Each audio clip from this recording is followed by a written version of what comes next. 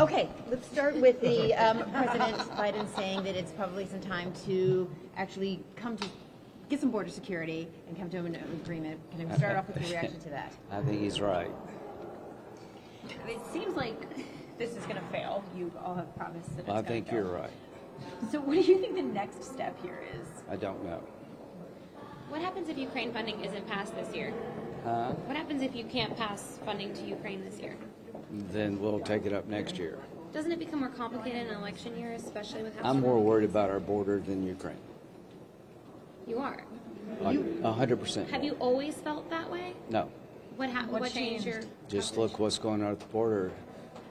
Director Wray said yesterday the threat levels of the country are all-time high, that he's never seen more threats to our homeland than he does today, that after October the 7th, the attack on Israel, there's been a rogue gallery of foreign terrorist groups urging an attack on America, and everywhere he looks, he sees blinking lights. You have talked to us for an entire year about the danger that Putin poses to the Still world. real. But letting Ukraine... No, I think we're more exposed here at home in the short term than Putin winning in Ukraine.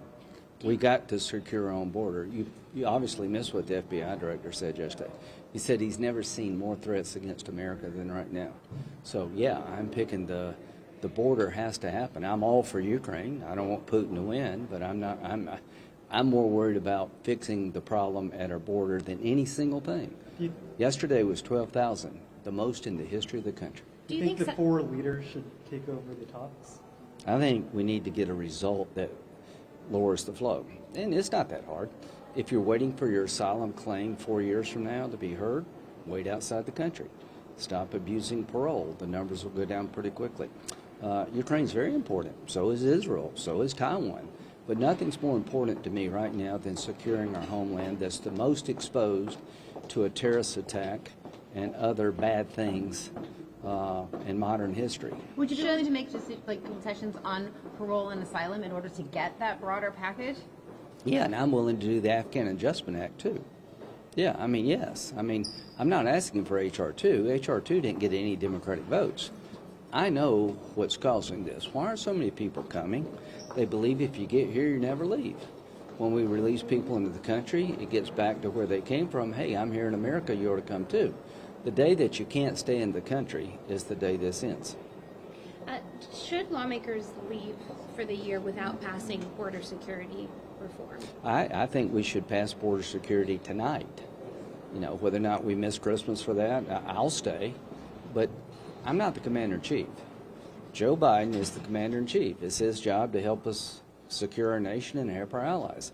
You got me on Ukraine. You don't need to say another word. I know why we need to help Ukraine. You got me on Taiwan. You got me on Israel. But apparently we don't have the Democratic Party believing that the threat is what I say it is. I think of all the things we're talking about, the biggest danger to America is an unsecured border. It's not Ukraine. It's not Israel. It's not Taiwan. Can I change topics on you for Sure. a second? And the former president last night said he would not do any sort of dictatorial moves except for the first day. Yeah. Does that give you any pause that he's even entertaining it? I think it was a joke. I think on the first day he's going to be uncompromising and unleashing drilling, and he's going to really do what it takes from the president's point of view to secure the border. But generally, I think it was a joke. But we need somebody on day one to get us back into the oil drilling business and secure the border. Thanks. Thank you. Okay.